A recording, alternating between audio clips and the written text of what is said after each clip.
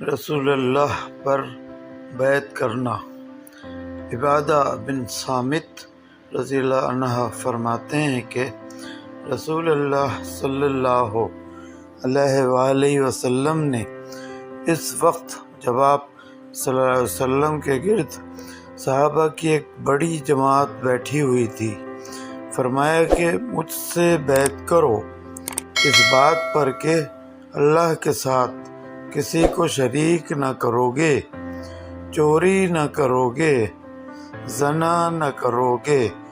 اپنی اولاد کو قتل نہ کرو گے اور نہ عمدن کسی پر کوئی ناحق بہتان باندھو گے، اور کسی بھی اچھی بات میں خدا کی نافرمانی کرو گے۔ جو کوئی تم میں سے اس عہد کو پورا کرے گا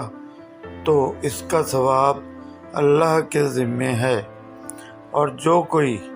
ان بری باتوں میں سے کسی کا ارتکاب کرے اور اسے دنیا میں اسلامی قانون کے تحت سزا دے دی گئی تو یہ سزا اس کے گناہوں کے لیے بدلہ ہو جائے گی،